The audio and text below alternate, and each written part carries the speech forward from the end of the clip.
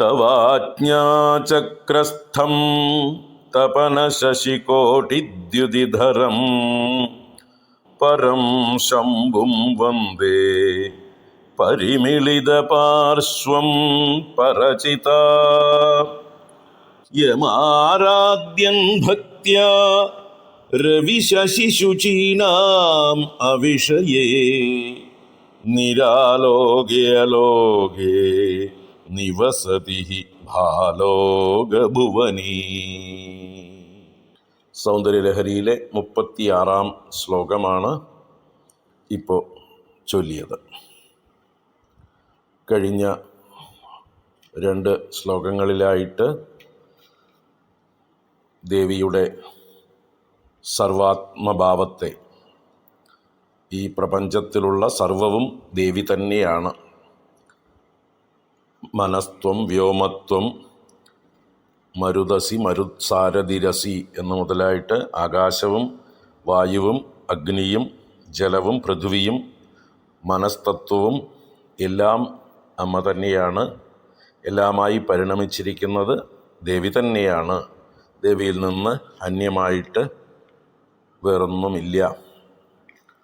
ഈ പ്രപഞ്ച നിർമ്മിതിക്കായിക്കൊണ്ട് ഏകയായ അമ്മ തന്നെ മഹാദേവൻ്റെ പത്നീഭാവത്തെ സ്വീകരിച്ചിരിക്കുന്നു എന്ന് പറഞ്ഞു. ഇനി ഈ 36 മുതൽ 41 വരെയുള്ളതായിട്ടുള്ള 6 ശ്ലോകങ്ങൾ സമയാചാര ക്രമത്തിലുള്ളതായിട്ടുള്ള ഉപാസനയുടെ ഒരു ക്രമത്തെ തന്നെ പറയുകയാണ്. മുമ്പ് 9-10 ശ്ലോകങ്ങളിൽ കുണ്ടലിനി ഉപാസനയുടെ സൂചനകൾ പറഞ്ഞിരുന്നു. അതിനുശേഷം പിന്നെയും ഒരു ശ്ലോകത്തിലും ആ കുണ്ടലിനി ഉപാസനയായിട്ടുള്ള സമയാചാരത്തെക്കുറിച്ച് പറഞ്ഞിരുന്നു. അതിനുശേഷം ഇവിടെയാണ് ആ സമയാചാരം കൂടുതൽ 6 ശ്ലോകങ്ങളിലായി തുടർച്ചയായി വർണ്ണിക്കപ്പെടുന്നത്.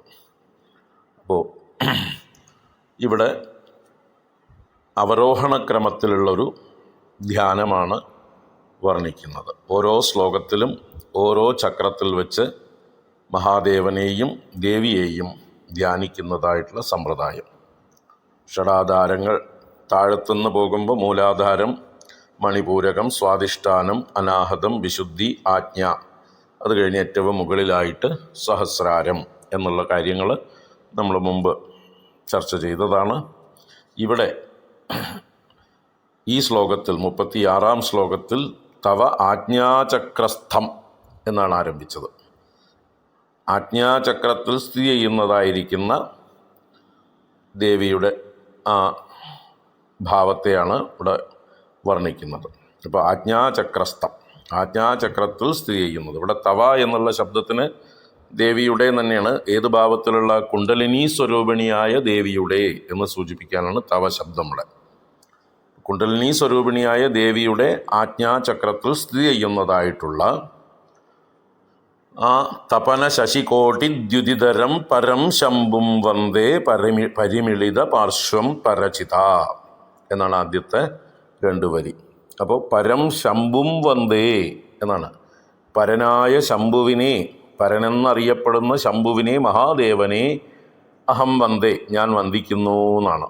അപ്പോൾ ആ ശംഭുവിൻ്റെ വിശേഷണങ്ങളായിട്ടാണ് ആജ്ഞാചക്രസ്ഥം എന്നും തപന ശശികോടി ദ്യുതിധരം എന്നും പരിമിളിത പാർശ്വം, പരചിതാ പരിമിളിത പാർശ്വം എന്നും 3 വിശേഷണങ്ങൾ.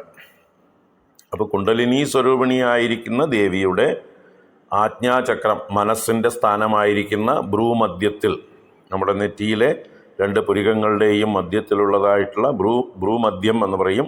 ആ ദേശത്തുള്ള ആജ്ഞാചക്രം എന്ന് പറയുന്ന മനസ്ഥാനമാണ് അവിടെ സ്ഥിതി ചെയ്യുന്നത്. ആജ്ഞാചക്രസ്ഥം തപന ശശി കോടി ദ്യുതിധരം.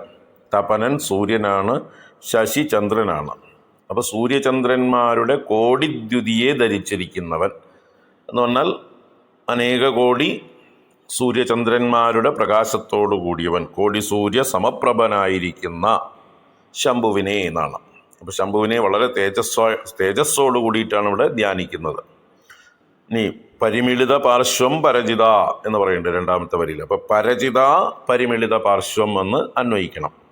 പരജിത എന്ന് പറഞ്ഞാൽ ആ പരയായ ചിത്ശക്തിയോടുകൂടെ പരിമിളിത പാർശ്വം, ഭഗവാന്റെ പാർശ്വത്തിൽ പരിമിളിതം. പരിമിളിതം എന്ന് പറഞ്ഞാൽ നല്ലതുപോലെ ചേർന്നിരിക്കുന്നത്, മേളിച്ചിരിക്കുന്നത് എന്നാണ്. അപ്പോൾ പരജിത പരിമിളിത പാർശ്വം എന്ന് പറഞ്ഞാൽ ആ ചിത്ശക്തിയായിരിക്കുന്ന ദേവിയോടുകൂടി ചേർന്നിരിക്കുന്ന മഹാദേവനെയാണ് ഇവിടെ ധ്യാനിക്കുന്നത്. രണ്ടുപേരും ഉണ്ട്. അപ്പോൾ ശിവൻ ശക്തിയോടുകൂടി ഇരിക്കുന്നു. അപ്പോൾ ഭഗവാന്റെ പാർശ്വത്തിൽ, വാമപാർശ്വത്തിൽ ദേവിയെയും കൂടി അഹം വന്ദേ ശംഭും വന്ദേ എന്നാണ്, ഞാൻ വന്ദിക്കുന്നു എന്നാണ്. അപ്പോൾ ഇവിടെ ആജ്ഞാചക്രത്തിലേക്ക് ഇറക്കിക്കൊണ്ടുവന്നിരിക്കുകയാണ് ദേവിയെ. സാധാരണ ദേവിയും മഹാദേവനുമായിട്ടുള്ള മേളനം സഹസ്രാര പത്മത്തിലാണെന്ന് മുമ്പ് നമ്മൾ 9ഉം 10ഉം ശ്ലോകങ്ങളിൽ കണ്ടു. താഴെ ഒറ്റയ്ക്ക് കഴിഞ്ഞിരുന്നതായിട്ടുള്ള ആ കുണ്ടലിനിയിലെ മൂലാധാരത്തിൽ കിടന്നിരുന്നതായിട്ടുള്ള ഈ ശക്തി, ദേവീശക്തി, ക്രമത്തിൽ നമ്മുടെ ഉപാസന കൊണ്ട് ഓരോരോ ചക്രങ്ങളെ ഭേദിച്ച് അല്ലേ, ബ്രഹ്മഗ്രന്ഥി വിഭേദിനി, രുദ്രഗ്രന്ഥി വിഭേദിനി, വിഷ്ണുഗ്രന്ഥി വിഭേദിനി എന്നൊക്കെ ലളിതാ സഹസ്രനാമത്തിൽ പറയുന്ന പോലെ ഓരോരോ ഗ്രന്ഥികളെ ഭേദിച്ച് മുകളിലോട്ട് ചെന്ന് പിന്നെ തടില്ലതാ സമരുചിയായി ഷഡ്ചക്രോപരി സംസ്ഥിത മഹാശക്തി കുണ്ടലിനി വിസതന്തു തനീയസി എന്നൊക്കെ പറയുന്ന ആ മഹാദേവനോടുകൂടെ ആനന്ദ നൃത്തം ചെയ്യുന്നതായിട്ടുള്ള ഭാവത്തിൽ സഹസ്രാരത്തിൽ വിലസുന്നു എന്നാണ്. അപ്പോൾ നമ്മളിവിടെ ഒരു ഭാവനയ്ക്ക് വേണ്ടി പറയാം. ഒരു അവിവാഹിതയായിരുന്ന ഒരു കന്യകാരൂപത്തിൽ ദേവി മൂലാധാരത്തിൽ സ്ഥിതി ചെയ്യുന്നു. ആ കന്യകാ ദേവി തന്നെ തപസ്സനുഷ്ഠിച്ചുകൊണ്ട് മഹാദേവനെ പ്രാപിച്ചു. ദേവിയുടെ തപസ് അല്ലേ, പാർവതീ ദേവിയുടെ തപസ്സാണ് മഹാദേവനെ പ്രാപിക്കാനുള്ള കാരണമായത്, യോഗ്യതയായത്. അപ്പോൾ അതുപോലെ ഇവിടെ കുണ്ടലിനി എന്നതായിട്ടുള്ള മൂലാധാരത്തിൽ ഉറങ്ങിക്കിടന്നതായിട്ടുള്ള ശക്തി തപസ്സനുഷ്ഠിച്ച് മുകളിലേക്ക് കയറി ആ കൈലാസം എന്ന് പറയുന്നതായിട്ടുള്ള സഹസ്രാരത്തിലിരിക്കുന്ന ആ മഹാദേവനുമായി മേളിച്ചു. ഇപ്പോൾ വിവാഹം കഴിഞ്ഞു. അവരുടെ വിവാഹം കഴിഞ്ഞപ്പോൾ ഇനി ദേവിയുടെ സ്വാധീനത്തിലായി ആര്? മഹാദേവൻ. ആ മഹാദേവനെയും കൂട്ടി ദേവി എന്താ പറയുക, തൻ്റെ ബന്ധുഗൃഹങ്ങളിലൊക്കെ വിരുന്നു പോകുന്നത് പോലെ എന്ന് വേണമെങ്കിൽ പറയാം. താൻ പോയ ആ ചക്രങ്ങളിലൂടെ താഴേക്കിറങ്ങി വരികയാണ്. അപ്പോൾ ഒരു ക്ഷേത്രത്തിലെ രഥോത്സവം, തമിഴ്നാട്ടിലൊക്കെ ഉള്ളതായിട്ട് ക്ഷേത്രങ്ങളിൽ രഥോത്സവം വീക്ഷിച്ചിട്ടുണ്ടെങ്കിൽ ദേവനും ദേവിയുമായിട്ട് രഥത്തിൽ എഴുന്നള്ളിക്കൊണ്ട് ഓരോരോ കവലകളിലും ആ രഥം നിർത്തി ജനങ്ങളെയെല്ലാം കാണുന്നതായിട്ടുള്ള രംഗമുണ്ട്. ജനങ്ങളെല്ലാം അവിടെ വന്ന് തടിച്ചുകൂടി ഭഗവാനെ കാണും. അത് കഴിഞ്ഞാൽ പിന്നെയും കുറേ ദൂരം വലിക്കും. അടുത്ത ജംഗ്ഷനിൽ ചെന്ന് ഈ രഥം നിൽക്കും. ആ ജംഗ്ഷനിൽ എല്ലാവരും വന്നു കൂടും. എല്ലാവരും ആ ഭഗവാനെ കാണും, ഭഗവതിയെ കാണും. അങ്ങനെയുള്ളതായിട്ടുള്ള, അപ്പോൾ ഇതുപോലൊരു ഭഗവാന്റെ എഴുന്നള്ളത്താണ്. ഭഗവാനും ഭഗവതിയും കൂടിയുള്ളതായിട്ടുള്ള ദമ്പതികളായിട്ടുള്ളൊരു എഴുന്നള്ളത്തായിട്ട് നമുക്ക് ഭാവന ചെയ്യാം. അപ്പോൾ ഓരോ ജംഗ്ഷനുകളായിട്ട് ഈ ചക്രങ്ങളെ ഭാവന ചെയ്യാം. അപ്പോൾ ആജ്ഞാചക്രം ആദ്യത്തെ ഒരു ജംഗ്ഷൻ. അത് കഴിഞ്ഞാൽ ഇനി വിശുദ്ധി, അനാഹതം, സ്വാധിഷ്ഠാനം, മണിപൂരകം, മൂലാധാരം, എങ്ങനെ താഴേക്ക് ഇറങ്ങി വരുന്നതായിട്ടാണ് അടുത്ത ശ്ലോകങ്ങളിൽ 6 ശ്ലോകങ്ങളിൽ. ഇപ്പോൾ ഒന്നാമത്തെയാണ്. ഇനി 5 ശ്ലോകങ്ങളിൽ 5 സ്ഥാനങ്ങളിലായിട്ട് ഭഗവാനെ ധ്യാനിക്കുന്നത് കാണാം. അപ്പോൾ ഭഗവാനും ഭഗവതിയുമായിട്ടുള്ള ഒരു എഴുന്നള്ളത്തായിട്ട് നമുക്കിതിനെ ഭാവന ചെയ്യാം. അപ്പോൾ ദേവി ഭഗവാനെ പ്രവൃത്തിയിലേക്ക് വലിച്ചഴച്ച് കൊണ്ടുവരുന്നതായിട്ടുള്ള തൻ്റെ സ്നേഹം കൊണ്ട്, ജീവന്മാരോടുള്ള കാരുണ്യം കൊണ്ട് ലോകത്തെ അനുഗ്രഹിക്കാൻ വേണ്ടി താഴേക്ക് തന്നെ മഹാദേവനെ ഇറക്കിക്കൊണ്ടുവരുന്നതായിട്ടുള്ള ഒരു പ്രക്രിയയാണിത്. വളരെ സൂക്ഷ്മമായിട്ടുള്ള ഒരു ആരാധന ധ്യാന സമ്പ്രദായമാണിത്. അപ്പോൾ അതിൽ പറയുന്നതാണ്, ആ സമ്പ്രദായത്തെക്കുറിച്ചാണ് ഇവിടെ ആചാര്യ ഭഗവത്പാദർ സൂചിപ്പിച്ചു തരുന്നത്. അപ്പോൾ അങ്ങനെ പരജിത പരിമിളിത പാർശ്വം ശംഭും വന്ദേ, ആജ്ഞാചക്രത്തിലിരിക്കുന്ന ശംഭുവിനെ ഞാൻ വണങ്ങുന്നു. എന്നിട്ട് തുടർച്ചയായിട്ട് അതിൻ്റെ ഫലം പറയുകയാണ്. അങ്ങനെ ആജ്ഞാചക്രത്തിലിരിക്കുന്ന ദേവീദേവന്മാരെ വന്ദിക്കുന്നത് കൊണ്ട് എന്താണ് ഫലം? യം ആരാധ്യൻ ഭക്ത്യാ, യം ആരാധ്യൻ, യാതൊരുവനെ ഭക്തിയാ ആരാധ്യൻ, ഭക്തിയോടുകൂടി ആരാധിക്കുന്ന ഒരാൾ, എന്ത് സംഭവിക്കുന്നു? രവി ശശി ശുചീനാം അവിഷയേ നിരാലോകേ അലോകേ ഭാലോകഭുവനേ നിവസതി ഹി. ഇങ്ങനെ ആരാധിക്കുന്നവൻ നിവസതി ഹി, തീർച്ചയായിട്ടും നിവസിക്കുന്നു. എവിടെ നിവസിക്കുന്നു? ഒരു ലോകത്തെക്കുറിച്ച് പറയുന്നുണ്ട്. ഭാലോകഭുവനേ, ഭാലോകഭുവനം. ഭാലോകം എന്ന് പറഞ്ഞാൽ ഭാ എന്നാൽ പ്രകാശം. പ്രകാശപൂർണമായൊരു ഭുവനത്തിൽ, ചന്ദ്രികാമയമായിരിക്കുന്ന ഒരു ഭുവനത്തിൽ, ജ്യോത്സ്നാമയമായിട്ടൊരു ഭുവനത്തിൽ നിവസിക്കുന്നു എന്ന് അർത്ഥം. അപ്പോൾ ആ ഭാലോക ഭുവനത്തെ വിശേഷിപ്പിക്കുകയാണ് രവി ശശി ശുചീനാം അവിഷയെ. രവി സൂര്യനാണ്, ശശി ചന്ദ്രനാണ്, ശുചി എന്നത് പാവകൻ അഗ്നിയുടെ പര്യായമാണ്. എല്ലാറ്റിനെയും ശുദ്ധീകരിക്കുന്നവനാണ് അഗ്നി. അപ്പോൾ അവർക്കെല്ലാം അവിഷയെ എന്ന് പറയുന്നുണ്ട്. അവിഷയം എന്ന് പറഞ്ഞാലോ അവർക്ക് വിഷയമല്ലാത്ത ലോകമാണിത്.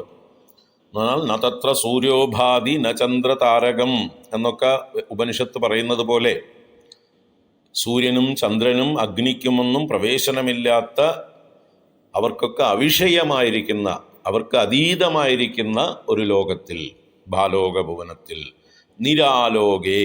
നിരാലോകേ എന്ന് പറഞ്ഞാലോ ആലോകനം ചെയ്യാൻ കഴിയാത്ത, കാണാൻ കഴിയാത്തതായിട്ടുള്ള എന്ന് പറഞ്ഞാൽ ലൗകികമല്ലാത്ത എന്നർത്ഥത്തിലാണ്.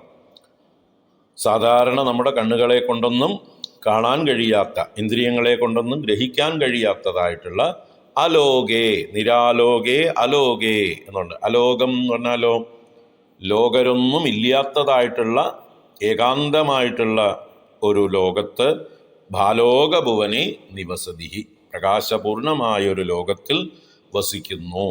അപ്പോൾ ഈ ആജ്ഞാചക്രത്തിൽ വെച്ച് മഹാദേവനെയും ദേവിയെയും ഉപാസിക്കുന്നതായിട്ടുള്ള ഒരു ഭക്തൻ ഉന്നതമായിട്ടുള്ളൊരു അവസ്ഥയെ പ്രാപിക്കുന്നു എന്ന് പറയണം.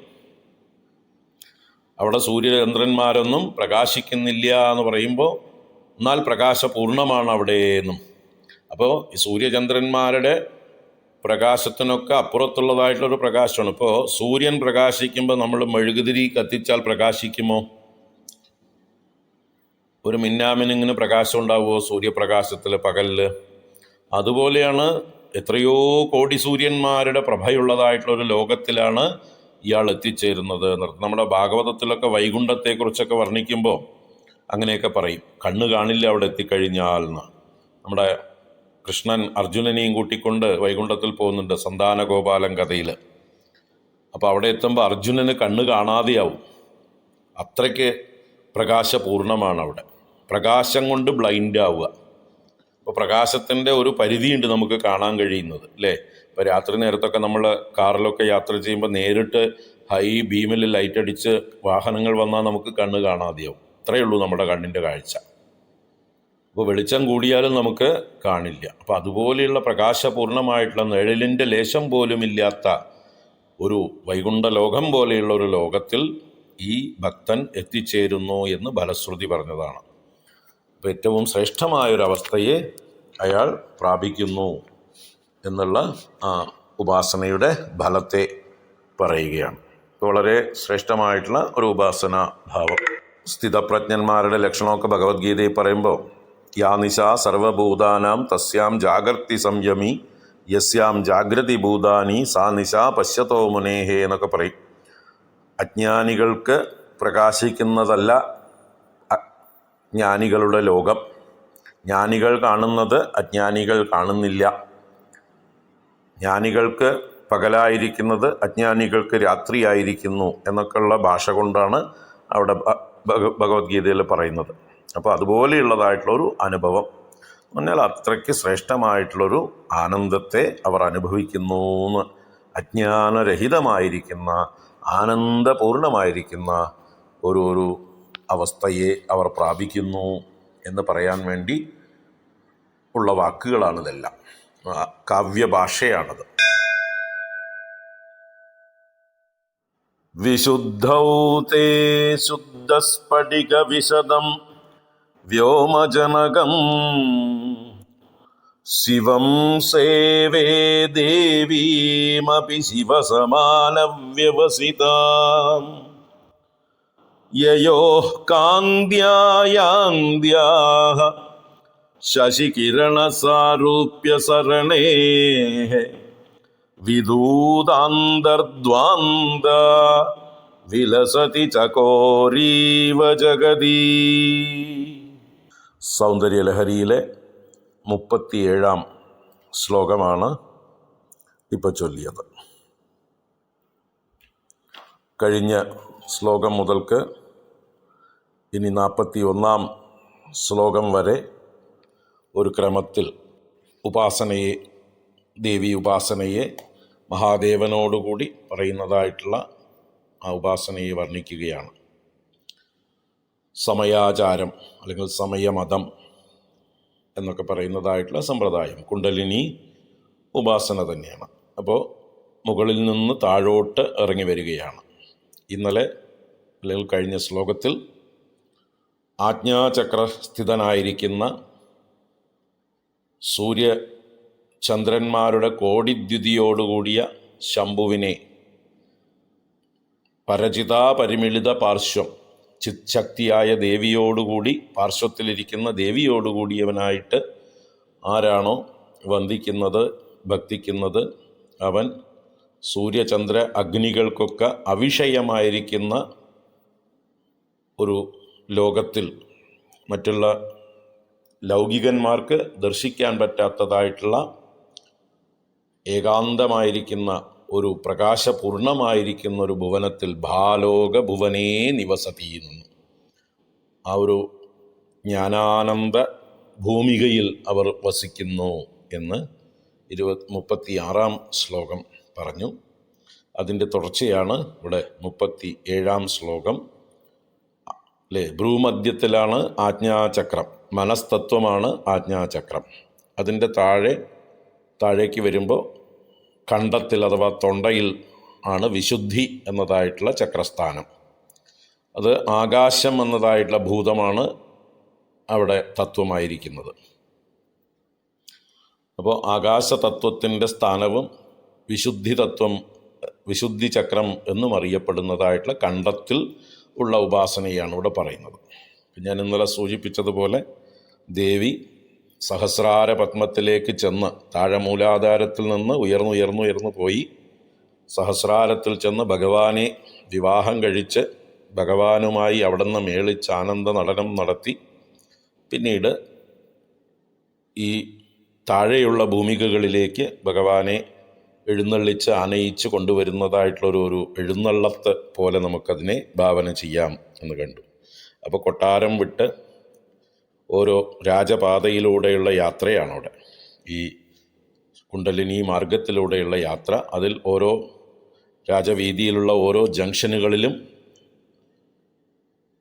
പ്രജകളെ ദർശിക്കുന്ന രാജാ റാണിമാരെ പോലെ ഭഗവാനും ദേവിയും ഓരോ ചക്രത്തിലും ഇരുന്ന് അരുളുന്നതായിട്ട് ഒരു ഉപമ ഞാൻ പറഞ്ഞത് ഓർത്തു വയ്ക്കുക. അപ്പോൾ 37 ശ്ലോകം നോക്കാം. വിശുദ്ധൗ തേ ശുദ്ധസ്ഫടിക വിശദം വ്യോമജനകം ശിവം സേവേ ദേവീമപി ശിവസമാന വ്യവസിതാം. ആദ്യത്തെ 2 വരികൾ. വിശുദ്ധൗ തേ എന്ന് പറഞ്ഞാൽ തേ വിശുദ്ധൗ അങ്ങനെയാണ്. തേ എന്ന് പറഞ്ഞാൽ തവ, അമ്മയുടെ, വിശുദ്ധൗ വിശുദ്ധി ചക്രത്തിൽ എന്നർത്ഥമാണ്. ഇവിടെ അമ്മയുടെ എന്ന് പറഞ്ഞാൽ ഈ കുണ്ടലിനി സ്വരൂപിണിയായിരിക്കുന്ന അമ്മയുടെ എന്നർത്ഥം. ദേവി തന്നെയാണ് കുണ്ടലിനി ശക്തിയായിരിക്കുന്നത്. ആ ദേവിയുടെ വാസസ്ഥാനങ്ങളാണ് ഈ ചക്രങ്ങളൊക്കെ, ആധാരങ്ങളൊക്കെ. അപ്പോൾ അതിൽ ആ വിശുദ്ധി എന്ന് പറയുന്നതായിട്ടുള്ള കണ്ഠസ്ഥാനത്തുള്ളതായിട്ടുള്ള ചക്രത്തിൽ, ആ ആധാരത്തിൽ തേ വിശുദ്ധൗ ശുദ്ധസ്ഫടിക വിശദം വ്യോമജനകം ശിവം സേവേ. ശുദ്ധസ്ഫടിക വിശദം, ശുദ്ധസ്ഫടികം പോലെ വിശദമായത് എന്ന് പറഞ്ഞാൽ, വിശദം എന്നാൽ നിർമ്മലം, പരിശുദ്ധം എന്നൊക്കെ അർത്ഥമാണ്. അപ്പോൾ ശുദ്ധസ്ഫടികം പോലെ പരിശുദ്ധനായ എന്നർത്ഥം. സ്ഫടികം തന്നെ ശുദ്ധമാണ് അല്ലേ. അപ്പോൾ ശുദ്ധസ്ഫടികം എന്നുള്ളത് ആദ്യത്തെ ശുദ്ധം സ്ഫടികത്തെ വിശേഷിപ്പിക്കാനായിട്ടാണ്. സ്വച്ഛമായ, ക്രിസ്റ്റൽ ക്ലിയർ എന്ന് നമ്മൾ പറയും. അവിടെ സ്ഫടികം എന്നാൽ ക്രിസ്റ്റൽ തന്നെയാണ്. അപ്പോൾ ആ ക്രിസ്റ്റൽ ക്ലിയർ ആയിരിക്കുന്ന ആ ഭാവത്തിലുള്ള അതിസ്വച്ഛമായിട്ടുള്ള സ്ഫടികം പോലെ വിശദം, വിശദം നിർമ്മലം, നിഷ്കളങ്കം, യാതൊരു അഴുക്കുമില്ലാത്തതിനാണ് വിശദം എന്ന് പറയുക. അപ്പോൾ ആ നിർമ്മലമായ വ്യോമജനകം ശിവം അഹം സേവേ എന്നാണ്. ഞാൻ സേവിക്കുന്നു. ആരെ? ശിവനെ സേവിക്കുന്നു, ശിവതത്വത്തെ സേവിക്കുന്നു എന്നർത്ഥം. അദ്ദേഹത്തെ വിശേഷിപ്പിച്ചത് വ്യോമജനകം എന്ന് പറഞ്ഞു. ഇവിടെ വ്യോമജനകം എന്ന് പറഞ്ഞാൽ വ്യോമ ശബ്ദം ആകാശം, ജനകം എന്ന് പറഞ്ഞാൽ ആകാശത്തിൻ്റെ ജനയിതാവായ ശിവനെ ഞാൻ സേവിക്കുന്നു എന്നാണ് അർത്ഥം. അപ്പോൾ ഭഗവാൻ തന്നെയാണ് ആകാശത്തിൻ്റെ ജനയിതാവ് എന്ന് ഇവിടെ പറഞ്ഞു. അത് ശാസ്ത്രപ്രകാരം ഉപനിഷത്തുക്കൾ, വേദങ്ങളൊക്കെ സമ്മതിച്ചിട്ടുള്ള കാര്യമാണ്. തൈത്തിരീയോപനിഷത്തിൽ പറയും, തസ്മാദ് വാ ഏതസ്മാദ് ആത്മന ആകാശ സംഭൂതഃ ആകാശാദ് വായുഃ വായോരഗ്നിഃ അഗ്നേരാപഃ അദ്ഭ്യഃ പൃഥിവി എന്നിങ്ങനെ സൃഷ്ടിക്രമം പറയുമ്പോൾ ആദ്യം ആകാശമുണ്ടാവുന്നത് തസ്മാദ് വാ ഏതസ്മാദ് ആത്മനഃ ആകാശ സംഭൂതഃ, ഈ ആത്മാവിൽ നിന്ന് ആകാശമുണ്ടായി എന്ന് പറയും. അവിടെ തസ്മാതെന്നും ഏതസ്മാദ് എന്നുള്ള രണ്ട് സർവനാമ ശബ്ദങ്ങൾ പ്രയോഗിച്ചു. എന്നാൽ തസ്മാദ് എന്ന് പറഞ്ഞാൽ അതിൽ നിന്ന് എന്നാണ്, ഏതസ്മാദ് എന്ന് പറയുമ്പോൾ ഇതിൽ നിന്ന് എന്നാണ്. അതിൻ്റെ അർത്ഥം എന്താണ്? സർവവ്യാപകമായിരിക്കുന്ന അതും ഇതും ഒന്ന് തന്നെയാണ്. ദൂരെ എന്ന് പറയാൻ പറ്റില്ല ആത്മാവിനെ, ഏറ്റവും സമീപസ്ഥമായതുമാണ്. അപ്പോൾ അത് ഏറ്റവും വിദൂരത്വമുണ്ട്, ഏറ്റവും സമീപത്വമുണ്ട്. അപ്പോൾ സർവവ്യാപിയായിരിക്കുന്ന ആത്മതത്വത്തിൽ നിന്നാണ് ആകാശം സമുദ്ഭവിച്ചത് എന്ന് പറയുമ്പോൾ ആ ആത്മതത്വം തന്നെയാണ് ഇവിടെ ശിവനായിട്ട് പറയപ്പെടുന്നത് എന്നർത്ഥം. അപ്പോൾ വ്യോമജനകം ശിവം സേവേ, വ്യോമജനകനായ ശിവനെ ഞാൻ സേവിക്കുന്നു. കൂട്ടത്തിൽ അടുത്തത് പറയുന്നു ദേവീം അപി.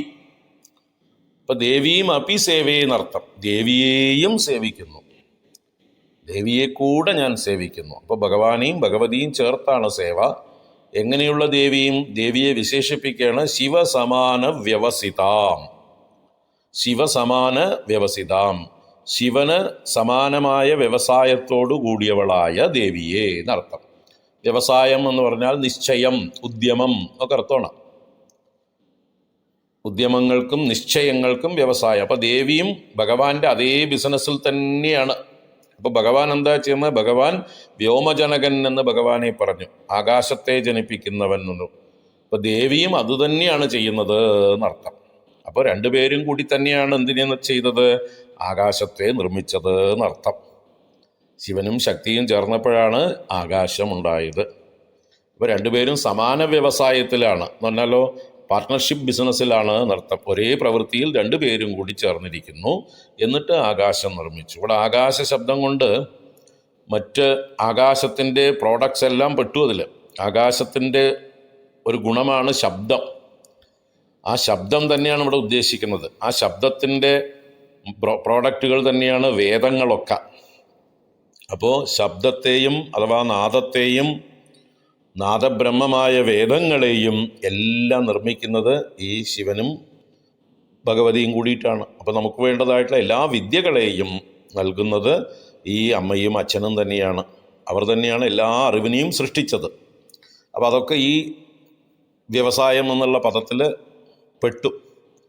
വ്യോമജനകം ശിവം സേവേ ദേവീമപി ശിവസമാന വ്യവസിതാം എന്ന് പറയുമ്പോൾ രണ്ടുപേരും കൂടി ലോകത്തിന് വേണ്ടതായിട്ടുള്ള ഉപദേശാത്മകമായിരിക്കുന്ന വേദങ്ങളെയൊക്കെ നിർമ്മിക്കുന്നതാണ് ഇവരുടെ നിശ്ചയം, വ്യവസായം.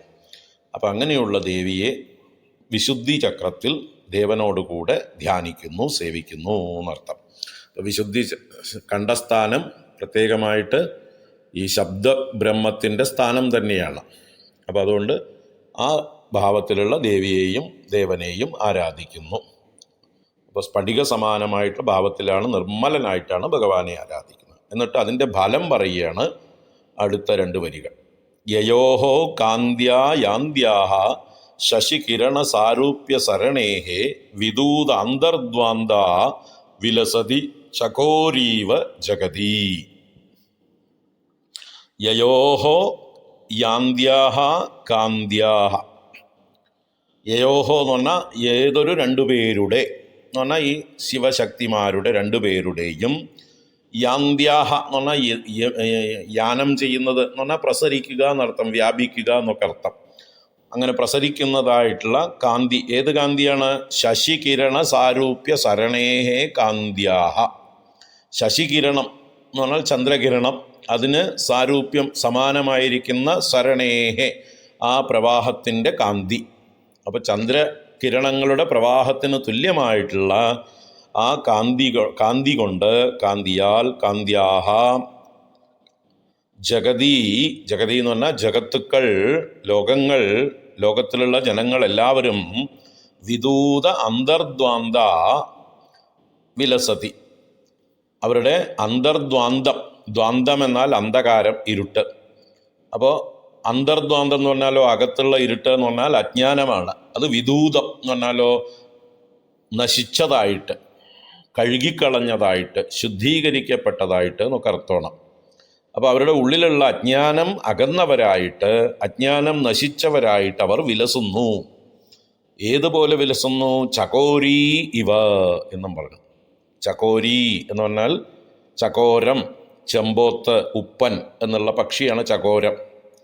അതിൻ്റെ പിടയാണ് ചകോരി എന്ന് പറയുന്നത്. അപ്പോൾ ചകോരത്തെ പോലെ എന്ന് വെച്ചാൽ ഈ ചകോരം നിലാവിനെ പാനം ചെയ്യുന്നതിൽ വളരെ താല്പര്യമുള്ളതാണ്. പൗർണമി ദിവസം നല്ല നിലാവ് ഉദിച്ചിരിക്കുമ്പോൾ ഈ ചകോരങ്ങൾ ആകാശത്തേക്ക് തന്നെ നോക്കി വായും പൊളിച്ചിരിക്കും. അപ്പോൾ ആ ചന്ദ്രകിരണങ്ങളെ അവർ ആസ്വദിക്കുന്നു, വിഴുങ്ങുന്നു, രുചിക്കുന്നു എന്നാണ് അതിൻ്റെ താല്പര്യം. കവികൾ വർണ്ണിച്ചിരിക്കുന്നത് അങ്ങനെയാണ്. അപ്പോൾ ചന്ദ്രകിരണങ്ങളെ സേവിക്കുന്നവരാണ്, പാനം ചെയ്യുന്നവരാണ് ചകോര പക്ഷികൾ. അപ്പോൾ എങ്ങനെയാണോ ഇവിടെ ശശികിരണ സാരൂപ്യ സരണിയാണല്ലോ പറഞ്ഞത്, ചന്ദ്രപ്രകാശം പോലെ, ജ്യോത്സ്നയെ പോലെ പ്രകാശിക്കുന്ന ആ കാന്തിയെ ചകോരങ്ങളെ പോലെ ഈ ലോകത്തിലുള്ള ആളുകളെല്ലാം അവരുടെ ഉള്ളിലുള്ള അന്ധകാരം, അജ്ഞാനം നശിച്ചവരായി വിലസുന്നു എന്ന് പറഞ്ഞാലോ, ഈ വിശുദ്ധി ചക്രത്തിലിരിക്കുന്ന ഈ എന്താ പറയുക, ആകാശതത്വത്തെ ജനിപ്പിക്കുന്ന വേദങ്ങളെ, ശബ്ദങ്ങളെയൊക്കെ നിർമ്മിക്കുന്നവരായ ഈ ശിവശക്തിമാരെ ആർ ധ്യാനിക്കുന്നുവോ അവരുടെ ഉള്ളിൽ ആത്മജ്ഞാനത്തിൻ്റെ പ്രകാശം കൊണ്ട് അവരുടെ ഉള്ളിലുള്ള അന്ധകാരമെല്ലാം നശിച്ച്, എങ്ങനെയാണോ ചകോര പക്ഷികൾ നിലാവിൽ ആസ്വദിച്ച് ആനന്ദിക്കുന്നത്, അതുപോലെയുള്ളൊരു ആനന്ദ അനുഭൂതിയെ അനുഭവിക്കുന്നു എന്നർത്ഥം പറയുകയാണ്. അപ്പോൾ വിശുദ്ധി ചക്രത്തിൽ ഭഗവാനെയും ഭഗവതിയെയും അഭേദഭാവത്തിൽ ആരാധിക്കുന്നവർക്കുള്ള ഫലം ഈ ഒരു പ്രകാശപൂർണമായ സൗമ്യ സുന്ദരമായൊരു ആനന്ദം അനുഭവിക്കുന്നവർ, ചന്ദ്രകിരണങ്ങൾ പാനം ചെയ്യുന്ന ചകോരിയുടെ ആനന്ദം ഇവർ ആത്മജ്ഞാനം കൊണ്ട് അനുഭവിക്കുന്നു എന്ന് താല്പര്യം. വളരെ ഭംഗിയായിട്ട് അവതരിപ്പിച്ചിരിക്കുന്നു. സമുന്മീല സംവിത് കമലമകരന്ദൈകരസികം ഭജേഹം സദ്വന്ദ്വം കിമപി മഹതാം മാനസചരം യദാലാപാദഷ്ടാദശ ഗുണിത വിദ്യാ പരിണതിഃ യദാ ദത്തേ ദോഷാദ് ഗുണമഖിലമദ്ഭ്യ പജ ഇവ. സൗന്ദര്യലഹരിയിലെ 38-ാം ശ്ലോകമാണ് ഇപ്പോൾ ചൊല്ലിയത്. കഴിഞ്ഞ 36-ഉം 37-ഉം ശ്ലോകത്തിൽ പറഞ്ഞ ആശയത്തിൻ്റെ തുടർച്ചയായിട്ടുള്ളൊരു ആശയമാണ് ഈ 38-ാം ശ്ലോകവും. 36-ൽ ഭ്രൂമധ്യത്തിൽ ആജ്ഞാചക്രത്തിൽ മഹാദേവനോടുകൂടി ദേവിയെ ധ്യാനിക്കുന്നതിനെക്കുറിച്ചും അതിൻ്റെ ഫലത്തെക്കുറിച്ചും പറഞ്ഞു. 37-ാം ശ്ലോകത്തിൽ കണ്ഠദേശത്തുള്ള വിശുദ്ധി ചക്രത്തിൽ ശുദ്ധസ്ഫടിക നിർമ്മലനായിരിക്കുന്ന ആകാശത്തിൻ്റെ ജനയിതാവായിരിക്കുന്ന മഹാദേവനെ ദേവിയോടുകൂടെ, സമാനവ്യവസിതയായ ദേവിയോടുകൂടെ എന്ന് വെച്ചാൽ ഭഗവാന്റെ അതേ പദ്ധതിയിൽ പങ്കാളിയായിരിക്കുന്ന, സൃഷ്ടി പ്രക്രിയയിൽ പങ്കാളിയായിരിക്കുന്ന ദേവിയെ ഉപാസിക്കുന്നു ഞാൻ അങ്ങനെയുള്ള ദേവിയുടെയും ഭഗവാന്റെയും കാന്തി കൊണ്ട് ആ ചന്ദ്രകിരണ സമാനമായിരിക്കുന്ന ആ പ്രവാഹം കൊണ്ട് ഉള്ളിലുള്ള അജ്ഞാനമാകുന്ന അന്ധകാരം നശിച്ച് ലോകങ്ങൾ വിലസുന്നു. ഒരു ചകോരപ്പക്ഷിയെപ്പോലെ. ചകോരപ്പക്ഷി എങ്ങനെയാണോ ചന്ദ്രൻ്റെ കിരണങ്ങൾ പാനം ചെയ്ത് ആനന്ദിക്കുന്നത്, അതുപോലെ ഈ ദേവീ ദേവന്മാരെ, ശിവശക്തി ഐക്യത്തെ ഉപാസിക്കുന്നതായിട്ടുള്ള ഭക്തന്മാർക്ക് തുല്യമായിട്ടുള്ള ആനന്ദം അനുഭവിക്കുന്നു എന്ന് പറഞ്ഞു. അതിൻ്റെ തുടർച്ചയായിട്ട് ഇവിടെ 38-ാം ശ്ലോകത്തിൽ വിശുദ്ധി കഴിഞ്ഞാൽ പിന്നെ താഴെയുള്ളതായിട്ടുള്ള ചക്രം ഹൃദയസ്ഥാനത്തുള്ള അനാഹതം എന്ന ചക്രം അല്ലെങ്കിൽ പദ്മം, ആ ആധാരമാണ്.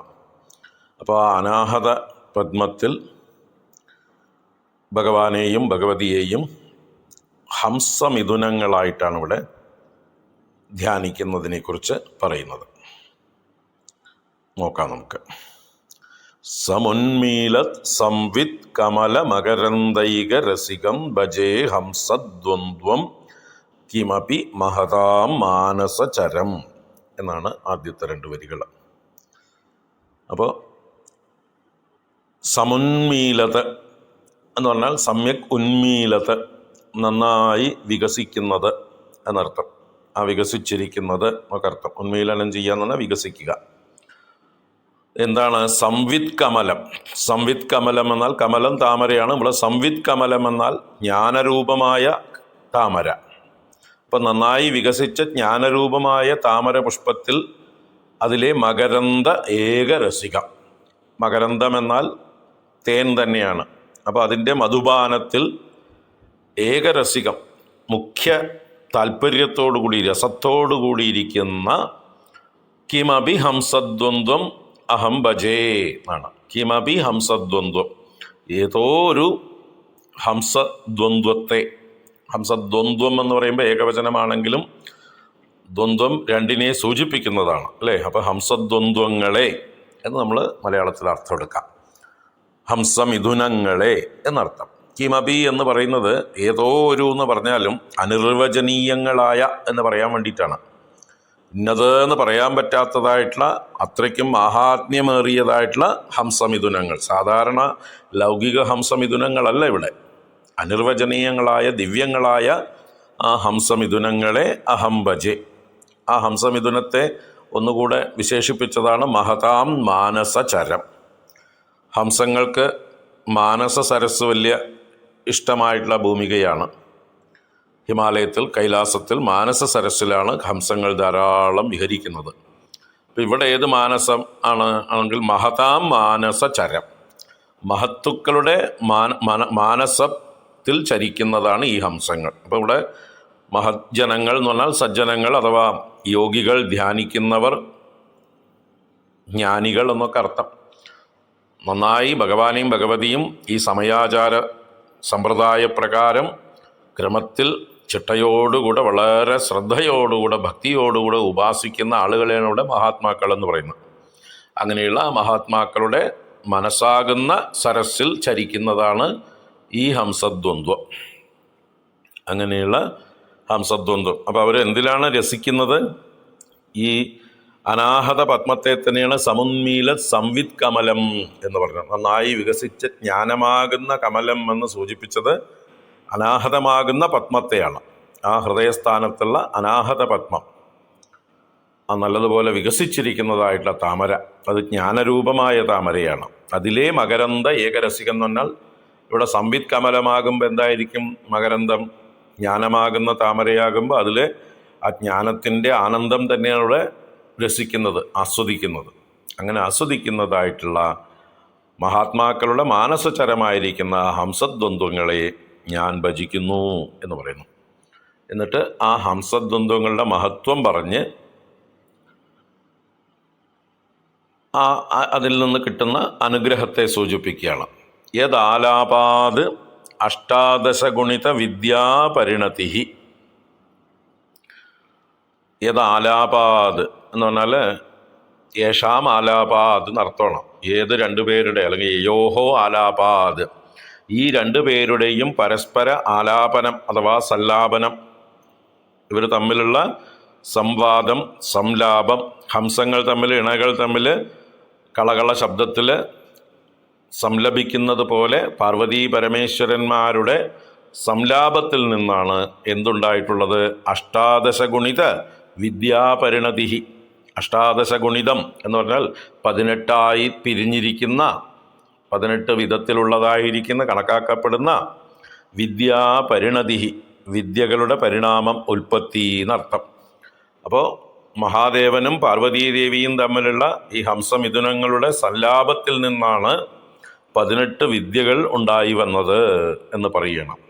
ഏതൊക്കെയാണ് 18 വിദ്യകളെന്നാൽ 4 വേദങ്ങൾ, ഋഗ്വേദം, യജുർവേദം, സാമവേദം, അഥർവവേദം, അതുപോലെ 6 വേദാംഗങ്ങൾ, ശിക്ഷ, കൽപ്പം, വ്യാകരണം, ജ്യോതിഷം, നിരുക്തം, ഛന്ദസ് എന്ന് പറയുന്ന 6 വേദാംഗങ്ങളും, അതുപോലെ തന്നെ മീമാംസ, ന്യായശാസ്ത്രം, പുരാണം, ധർമ്മശാസ്ത്രം, ഇതിനെ 4 വിദ്യകളായിട്ട് പറയും. പിന്നെ 4 ഉപവേദങ്ങൾ, ഋഗ്വേദത്തിൻ്റെ ഉപവേദമായ ആയുർവേദം, യജുർവേദത്തിൻ്റെ ഉപവേദമായ ധനുർവേദം, സാമവേദത്തിൻ്റെ ഉപവേദമായ ഗാന്ധർവവേദം, സംഗീതത്തെ സംബന്ധിച്ച വിദ്യയാണ്. അതുപോലെ അഥർവവേദത്തിൽ നിന്നുള്ള അർത്ഥശാസ്ത്രം. ഇത് 4. അപ്പോൾ 4 ഉപവേദങ്ങൾ. അപ്പോൾ 4 വേദങ്ങൾ, 6 വേദാംഗങ്ങൾ, 4 ഉപവേദങ്ങളും ചേർന്നപ്പോൾ 14ആയി. പിന്നെ 4 മീമാംസാശാസ്ത്രം, ന്യായശാസ്ത്രം, പുരാണം, ധർമ്മശാസ്ത്രം. മീമാംസ എന്ന് പറഞ്ഞാൽ കർമ്മങ്ങളെക്കുറിച്ചിട്ടുള്ള ചർച്ചയാണ്. കർമ്മവിചാരം, കർമ്മ പദ്ധതികളെക്കുറിച്ചിട്ടുള്ള വിചാരമാണ് മീമാംസ. അതുപോലെ ന്യായശാസ്ത്രം, പുരാണങ്ങളും ധർമ്മശാസ്ത്രങ്ങളും, ഇതെല്ലാം കൂടിയിട്ടാണ് 18 വിദ്യകളെന്ന് വിഷ്ണു പുരാണത്തിൽ പറഞ്ഞിട്ടുള്ളതാണ് ഇതെല്ലാം. അപ്പോൾ ആ 18 വിദ്യകൾ ഇവർ തമ്മിലാണ്, ഇവരുടെ സംവാദ രൂപത്തിലാണ് ഉണ്ടായിട്ടുള്ളത് എന്നർത്ഥം. അപ്പോൾ അങ്ങനെയുള്ള ഈ ഹംസമിഥുനങ്ങളെ ഞാൻ ധ്യാനിക്കുന്നു.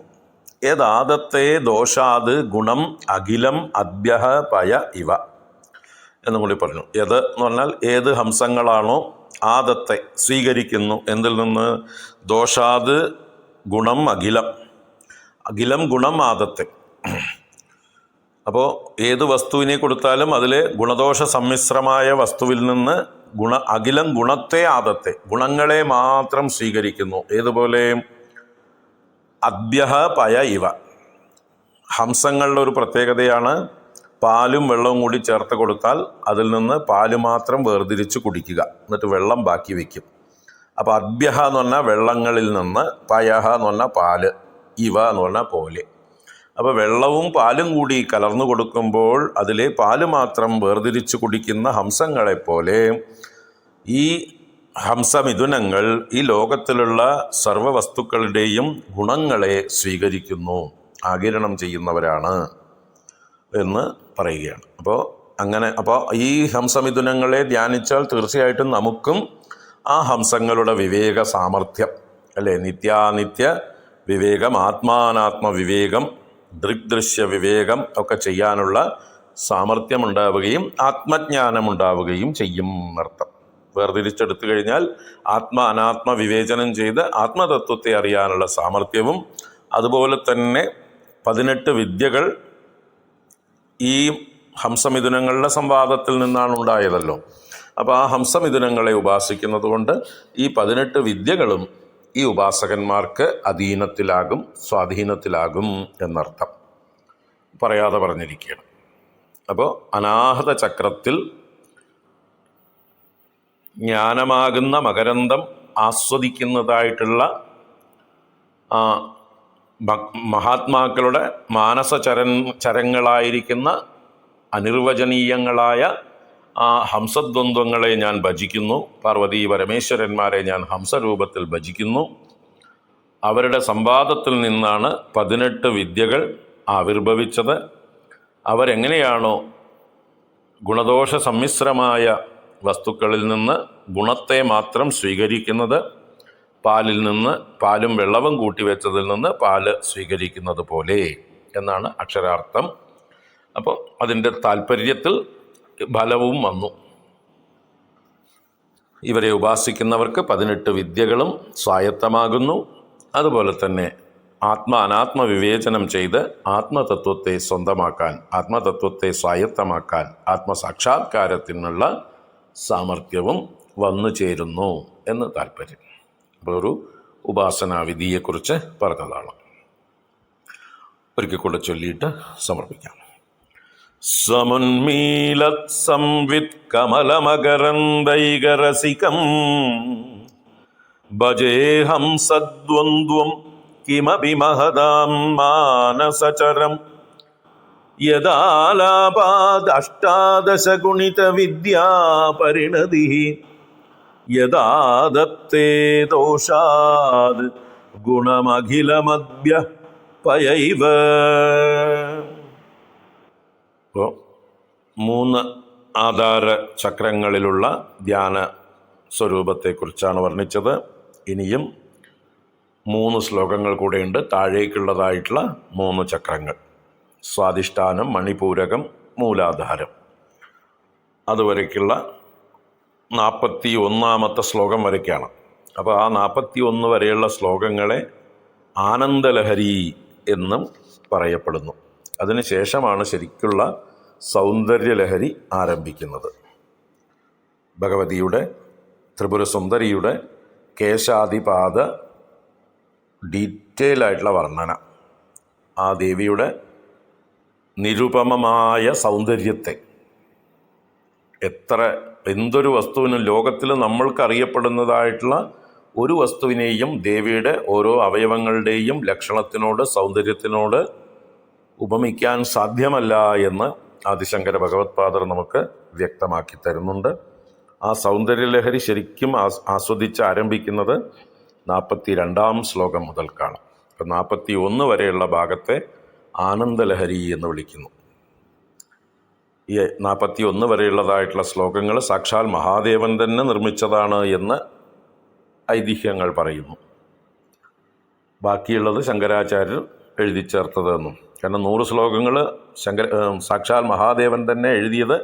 ആ ഗ്രന്ഥം ശങ്കരാചാര്യർ കൈലാസത്തിൽ ചെന്നപ്പോൾ ഭഗവാൻ കൊടുത്തു എന്നും, എന്നാൽ അത് നന്ദികേശ്വര ഭഗവാന് ഇഷ്ടമായില്ല എന്നും ആ ഗ്രന്ഥത്തെ തട്ടിപ്പറിച്ചു. അങ്ങനെ 2 പേരും തമ്മിൽ ചെറിയൊരു പിടിയും വലിയായപ്പോൾ 41 ശ്ലോകങ്ങൾ, ആദ്യത്തെ 41 ശ്ലോകങ്ങളുള്ള ഭാഗം ശങ്കരാചാര്യരുടെ കിട്ടി. ബാക്കി 59 ശ്ലോകങ്ങൾ നന്ദികേശ്വരൻ ഭക്ഷിച്ചു കളഞ്ഞു. കാളയാണല്ലോ, ഋഷഭ ഭഗവാനാണല്ലോ, അപ്പോൾ ഭക്ഷിച്ചു കളഞ്ഞു എന്നും. അപ്പോൾ സങ്കടപ്പെട്ട ശങ്കരാചാര്യരോട് മഹാദേവൻ തന്നെ പറഞ്ഞു, ബാക്കിയുള്ളത് അങ്ങ് എഴുതി ചേർത്താൽ മതി എന്ന്. അങ്ങനെ ഒരു ഐതിഹ്യമുണ്ട്. അപ്പോൾ അതുപ്രകാരം 42 മുതൽക്ക് ദേവിയുടെ സൗന്ദര്യത്തെ വർണ്ണിക്കുന്ന 59 ശ്ലോകങ്ങൾ ഗംഭീരമായിട്ടുള്ളത് ശങ്കരാചാര്യരുടെ ആ വർണ്ണന നമുക്ക് തുടർന്ന് കാണാം. അപ്പോൾ ഇനിയൊരു 3 ശ്ലോകങ്ങൾ കൂടെ ഈ സമയമതം എന്നുള്ള അതിൽ വർണ്ണിക്കാനുണ്ട്. തവ സ്വാധിഷ്ഠാനേ ഹുതവഹമധിഷ്ഠായ നിരതം തമീഡേ സംവർത്തം ജനനി മഹതീം താം ച സമയാം യദാ ലോകേ ലോകാൻ ദഹതി മഹസി ക്രോധകലിതേ ദയാർദ്രായാ ദൃഷ്ടിഃ ശിശിരമുപചാരം രചയതി. സൗന്ദര്യലഹരിയിലെ 39ാം ശ്ലോകമാണ് ഇപ്പോൾ ചൊല്ലിയത്. കഴിഞ്ഞ 3 ശ്ലോകങ്ങൾ 36, 37, 38 ക്രമത്തിൽ ആജ്ഞാചക്രത്തിൽ നിന്ന് താഴോട്ട് ഭഗവാനോടുകൂടി ഭഗവതിയുടെ വിവിധ ധ്യാന പദ്ധതികളെ കുറിച്ച് വർണ്ണിക്കുകയായിരുന്നു. 36ാം ശ്ലോകത്തിൽ ആജ്ഞാചക്രത്തിൽ വെച്ച് ഭഗവാനോടുകൂടി ഭഗവതിയെ ധ്യാനിക്കുന്നത് കണ്ടു. 37ൽ വിശുദ്ധി ചക്രത്തിൽ വെച്ച് ആകാശതത്വത്തെ ജനിപ്പിക്കുന്നതായിരിക്കുന്ന മഹാദേവനോടുകൂടെ ദേവിയെ ധ്യാനിച്ചു. അതിനുശേഷം 38ാമത്തെ ശ്ലോകത്തിൽ അനാഹതം എന്ന ആ പത്മത്തിൽ അല്ലെങ്കിൽ ആ ആധാരത്തിൽ വച്ച് വികസിച്ചു വരുന്നതായിട്ടുള്ള ജ്ഞാന സ്വരൂപമായ ആ കമലത്തിലെ മകരന്തം രസിക്കുന്നവരായ ഹംസദ്വന്ദ്വങ്ങളായി പാർവതീ പരമേശ്വരന്മാരെ ധ്യാനിച്ചു. അവരുടെ സല്ലാപത്തിൽ നിന്നാണ്, പരസ്പര സംവാദത്തിൽ നിന്നാണ് 18 വിദ്യകൾ ആവിർഭവിച്ചത് എന്ന് കഴിഞ്ഞ ശ്ലോകത്തിൽ പറഞ്ഞു. അങ്ങനെയുള്ള അവർ ഹംസങ്ങൾ എങ്ങനെയാണോ പാലും വെള്ളവും കൂടി ചേർത്ത് വെച്ചാൽ അതിൽ നിന്ന് പാല് മാത്രം വേർതിരിച്ചെടുക്കുന്നത്, അതുപോലെ ഗുണങ്ങളെ വേർതിരിച്ചെടുക്കുന്നു ഗുണദോഷ മിശ്രമായിട്ടുള്ള വസ്തുക്കളിൽ നിന്ന്. അപ്പോൾ ആ ഭഗവാനെ അല്ലെങ്കിൽ ആ ദമ്പതികളെ ഹംസമിഥുനങ്ങളായി ധ്യാനിക്കുന്നത് കൊണ്ട് നമുക്കും ആ വിവേകം, അനാത്മ വിവേകം ചെയ്യാനുള്ള സാമർഥ്യം കൈവരും. മാത്രമല്ല ഈ പറഞ്ഞ അഷ്ടാദശ വിദ്യകളും നമുക്ക് അധീനത്തിലായിത്തീരും എന്നുള്ള താല്പര്യം പറഞ്ഞു. ഇനി 39-ാമത്തെ ശ്ലോകം. സ്വാധിഷ്ഠാനം എന്ന് പറയുന്ന താഴോട്ട് വരുമ്പോൾ അനാഹതം കഴിഞ്ഞ് താഴോട്ട് ഇവിടെ ശങ്കരാചാര്യർ സ്വാധിഷ്ഠാനം തന്നെയാണ് പറഞ്ഞത്. മുമ്പും അദ്ദേഹത്തിൻ്റെ ക്രമം ആ ക്രമം തന്നെയായിരുന്നു. താഴത്തുനിന്ന് മുകളിലോട്ട് പോകുമ്പോഴും മൂലാധാരത്തിൽ നിന്ന് മണിപൂരകത്തിൽ നിന്ന് സ്വാധിഷ്ഠാനം, അനാഹതം കഴിഞ്ഞ് വിശുദ്ധി, അത് കഴിഞ്ഞ് ആജ്ഞ എന്നുള്ള ക്രമമാണ് ആചാര്യ ഭഗവത്പാദർ സൗന്ദര്യലഹരിയിൽ സ്വീകരിച്ചിട്ടുള്ളത് എന്ന് മുമ്പും നമ്മൾ കണ്ടു, ഓർക്കുക. സാധാരണ ഇന്നത്തെ യോഗശാസ്ത്രം കൈകാര്യം ചെയ്യുന്ന ആളുകളെല്ലാം മൂലാധാരം കഴിഞ്ഞാൽ സ്വാധിഷ്ഠാനം, പിന്നെ മണിപൂരകം എന്നുള്ള ക്രമത്തിലാണ് പറയുക. ഇവിടെ ആചാര്യ ഭഗവത്പാദർ പല തവണയായിട്ട് ഉറപ്പിച്ചിരിക്കണം തൻ്റെ സിദ്ധാന്തം ഇങ്ങനെ തന്നെയാണെന്ന്. അപ്പോൾ ഇവിടെ സ്വാധിഷ്ഠാനം, ഈ സ്വാധിഷ്ഠാനത്തിൽ അഗ്നിതത്വമായിട്ട് തന്നെയാണ് സങ്കല്പിച്ചിരിക്കുന്നത്. അപ്പോൾ അങ്ങനെ നോക്കുമ്പോഴും ക്രമത്തിൽ മൂന്നാമത്തെ തന്നെയാണ്. താഴെ മൂലാധാരത്തിൽ ഭൂമിയാണെങ്കിൽ, പൃഥ്വി തത്വമാണെങ്കിൽ, രണ്ടാമതായിട്ടുള്ള മണിപൂരകത്തിൽ ജലതത്വം, മൂന്നാമതായിട്ടുള്ള സ്വാധിഷ്ഠാനത്തിൽ അഗ്നിതത്വം. അങ്ങനെ ആ ക്രമവും ഇവിടെ ആചാര്യ ഭഗവത്പാദരെ അംഗീകരിച്ചിരിക്കുന്നു. അപ്പോൾ നോക്കാം, ഇവിടെ ഈ സ്വാധിഷ്ഠാനം എന്ന ചക്രത്തിൽ ഭഗവാനെ കാലാഗ്നിരുദ്രനായിട്ടാണ് ഉപാസിക്കുന്നത്. പ്രളയകാലത്തെ ക്രോധാകാരനായിരിക്കുന്ന ആ ഉജ്ജ്വലിക്കുന്നതായിട്ടുള്ള മൂന്നാമത്തെ കണ്ണും തുറന്ന് സംവർത്താഗ്നി എന്ന് പറഞ്ഞാൽ പ്രളയകാല അഗ്നിയാണ്. ആ പ്രളയകാല അഗ്നിയെ ജ്വലിപ്പിച്ചുകൊണ്ടുള്ളതായിട്ടുള്ള സംഹാര രുദ്രഭാവത്തിലുള്ള കാലാഗ്നി രുദ്രനായി ഈ സ്വാധിഷ്ഠാന ചക്രത്തിൽ ഭഗവാനെ ധ്യാനിക്കുന്നു. കൂടെ ഭഗവതിയെയും മഹതീം താംച സമയാം എന്ന് പറഞ്ഞു, ആ സമയയായിരിക്കുന്ന ദേവിയെ. അപ്പോൾ ഇവിടെ ആ ചന്ദ്രകലാ സ്വരൂപിണിയായിരിക്കുന്ന ദേവിയെ എന്നർത്ഥത്തിൽ തന്നെയാണ് ആ ദേവി ഭഗവാനോട് കൂടെ ഉപാസിക്കപ്പെടുന്നു. അപ്പോൾ അതിനെക്കുറിച്ചാണ് ഇവിടെ വർണ്ണിക്കുന്നത്. നമുക്ക് ആദ്യം ശ്ലോകത്തിൻ്റെ അക്ഷരാർത്ഥങ്ങൾ നോക്കാം. തവ സ്വാധിഷ്ഠാനേ ഹുതവഹം അധിഷ്ഠായ നിരതം തം ഈടേ സംവർദ്ധം ജനനി മഹതീം താം ച സമയാം. ആദ്യത്തെ 2 വരികൾ. ഇപ്പോൾ തവ സ്വാധിഷ്ഠാനേ, അല്ലയോ ദേവി, കുണ്ടലിനി സ്വരൂപിണിയായിരിക്കുന്ന ദേവിയുടെ, തവ അമ്മയുടെ സ്വാധിഷ്ഠാനേ, സ്വാധിഷ്ഠാനം എന്നതായിട്ടുള്ള താഴത്തുനിന്ന് മൂന്നാമത്തേതായിട്ടുള്ള ആധാരത്തിൽ അഥവാ ചക്രത്തിൽ ഹുതവഹം അധിഷ്ഠായ നിരതം തം സംവർത്തം ഈടേ എന്നാണ്. ഹുതവഹം എന്ന് പറഞ്ഞാൽ, ഹുതവഹൻ എന്നാൽ അഗ്നിയാണെന്ന് പലതവണ നമ്മൾ പറഞ്ഞിട്ടുണ്ട്. ഹോമിച്ചതിനെ വഹിക്കുന്നവൻ. ഹുതം എന്നാൽ ഹോമിക്കപ്പെട്ടത്. അപ്പോൾ നമ്മൾ മറ്റ് ദേവന്മാർക്കായിക്കൊണ്ട് സങ്കല്പിച്ച് അഗ്നിയിലാണ് ഹോമിക്കുക. ഇന്ദ്രായ സ്വാഹ, വരുണായ സ്വാഹ എന്നൊക്കെ പറഞ്ഞ് നമ്മൾ അഗ്നിയിൽ ഹോമിക്കുന്നു. ആ ഹോമിച്ചതിനെ ഇന്ദ്രനും വരുണനുമായി വഹിച്ചു കൊണ്ടുപോകുന്നവനാണ് അഗ്നി ഭഗവാൻ. അതുകൊണ്ടാണ് അദ്ദേഹത്തിന് ഹവ്യവാഹൻ അല്ലെങ്കിൽ ഹുതവഹൻ എന്നൊക്കെ പേര്. ഹുതം വഹതീതി ഹുതവഹ, ഹോമിക്കപ്പെട്ടതിനെ വഹിക്കുന്നവൻ അഗ്നി. അപ്പോൾ അഗ്നിയുടെ പര്യായം. അപ്പോൾ ഇവിടെ ഏത് അഗ്നിയായിട്ട്? സംവർത്തം ഹുതവഹം എന്ന് വേണമെങ്കിൽ എടുക്കാം. സംവർത്ത അഗ്നിയായി അധിഷ്ഠായ, അതിൽ ഇരിക്കുന്നതായിട്ടുള്ള, അല്ലെങ്കിൽ ഹുതവഹം അധിഷ്ഠായ നിരതം സംവർത്തം തമ്മീടെ എന്നും എടുക്കാം. ആ അഗ്നിതത്വത്തെ അധിഷ്ഠാനമായി അതിൽ ഇരിക്കുന്നവനായിട്ട്. അപ്പോൾ സ്വാധിഷ്ഠാനത്തിൽ അഗ്നിതത്വമാണ്. ആ അഗ്നിതത്വത്തിൻ്റെ മുകളിൽ അവിടെ അധിവസിക്കുന്നവനായ നിരതം സംവർത്തം തം ഈടെ, നിരതം എല്ലായ്പ്പോഴും ഇരിക്കുന്നവനായിരിക്കുന്ന സംവർത്തം എന്ന് പറയുമ്പോൾ ഭഗവാനെ തന്നെ സംവർത്തനായിട്ടാണ്. സംവർത്തം എന്നാൽ പ്രളയാഗ്നി, കാലാഗ്നി എന്നൊക്കെ അർത്ഥമാണ് സംവർത്താഗ്നി. ആ സംവർത്തസ്വരൂപനായിട്ട് ഉള്ള തം ഈടെ, തം മഹേശ്വരം മഹാദേവം ഈടെ. ഈടെ എന്ന് പറഞ്ഞാൽ സ്തുതിക്കുന്നു, വണങ്ങുന്നു, ധ്യാനിക്കുന്നു, സേവിക്കുന്നു എന്നൊക്കെ അർത്ഥം. ഈടെ എന്നുള്ളതിന് പ്രത്യക്ഷാർത്ഥം സ്തുതിക്കുന്നു എന്നാണ്. അപ്പോൾ ആ ഭഗവാനെ ഞാൻ ഭജിക്കുന്നു, സേവിക്കുന്നു എന്നൊക്കെ അർത്ഥത്തിൽ നമുക്കെടുക്കാം. അപ്പോൾ ഇവിടെ സംവർത്തസ്വരൂപനായി തന്നെ മഹാദേവനെ പറഞ്ഞിരിക്കണം. അപ്പോൾ അഗ്നിസ്വരൂപനായി കാലാഗ്നിരുദ്രനായിട്ട് ഞാൻ വണങ്ങുന്നു. മനസ്സിലായില്ലേ? സ്വാധിഷ്ഠാന ചക്രത്തിൽ അഗ്നിതത്വമാണ്. അഗ്നിതത്വം അവിടെ എത്തിയപ്പോഴേക്കും ഇദ്ദേഹത്തിൻ്റെ അഗ്നിസ്വരൂപം കൂടുതൽ ജ്വലിക്കാൻ തുടങ്ങി. പ്രളയാഗ്നി സ്വരൂപനായി മാറി എന്നർത്ഥം ഭഗവാൻ. അപ്പോൾ അവിടെ ദേവിയെയും, ജനനി അല്ലയോ ലോകങ്ങളുടെ മുഴുവൻ മാതാവേ, ദേവിയെ ജനനി എന്ന് വിളിക്കുന്നതിൽ പ്രത്യേക അർത്ഥം, ദേവിയാണ് ഈ പ്രപഞ്ചത്തിൻ്റെ മുഴുവൻ അമ്മ, ജനനി. ആ ജനനിയുടെ കാരുണ്യം, അതുകൊണ്ടാണ് ഈ ലോകം നിലനിൽക്കുന്നത്. അതാണ് ഇവിടെ സൂചിപ്പിക്കുന്നത്.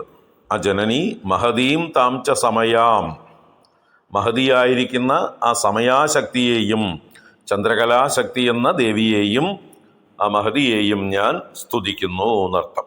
ഈടെ എന്നുള്ളത് താം ഈടെ, ആ ദേവിയെയും ഞാൻ അവിടെ വണങ്ങുന്നു, സ്തുതിക്കുന്നു. ഇപ്പോൾ രണ്ടുപേരെയും കൂടിയിട്ടാണ് വണങ്ങുന്നത്. അപ്പോൾ ഇവിടെ എത്തുമ്പോഴേക്കും അഗ്നിതത്വമായിട്ടുണ്ട് ഭഗവാനും ദേവിക്കും. ആ കൂടെ ഇരിക്കുമ്പോൾ ഭഗവാന്റെ ആ അഗ്നിതത്വവുമായിട്ടുള്ളൊരു ഐക്യം ഉണ്ട്. പക്ഷേ ദേവിയുടെ അഗ്നിതത്വം ചന്ദ്രകലാശക്തി ആയതുകൊണ്ട് അതിനൊരു ശീതളിമ ഉണ്ട്. ഭഗവാനെ പോലെ കാലാഗ്നി രുദ്രൻ എന്നുള്ള ഭാവത്തിലല്ല. എന്ന് തുടരുകയാണ്. യദാലോകേ ലോകാൻ ദഹതി മഹസി ക്രോധകലിതേ. അപ്പോൾ യദാലോകേ, എങ്ങനെയുള്ള ലോകേ? യഥാലോകേ, യഥാലോകേ എന്ന് പറഞ്ഞാൽ ആരുടെ? യസ്യാലോകേ എന്ന് എടുക്കണം. ഏതൊരു മഹാദേവന്റെ ആലോകനത്തിൽ, ആലോകനം എന്നാൽ നോട്ടം. എങ്ങനെയുള്ള നോട്ടം? ക്രോധകലിതേ, ക്രോധത്തോട് ചേർന്നതായിട്ടുള്ള യഥാലോകേ എന്നർത്ഥം.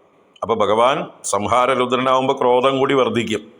അങ്ങനെ ക്രോധം ചേർന്ന് ഏതൊരു ഭഗവാന്റെ നോട്ടത്തിൽ അദ്ദേഹത്തിൻ്റെ ആ മഹസി, അദ്ദേഹത്തിൻ്റെ ആ തേജസ്സിൽ, മഹസ് എന്ന് പറഞ്ഞാൽ തേജസ്, അഗ്നിയുടെ തേജസ്സിൽ ലോകാൻ ദഹതി, ലോകങ്ങളെല്ലാം ദഹിക്കുന്നതായിട്ടുള്ള സന്ദർഭത്തിങ്കൽ, ഇവിടെ ദഹതി എന്നുള്ളത് സപ്തമി വിഭക്തിയാണ്.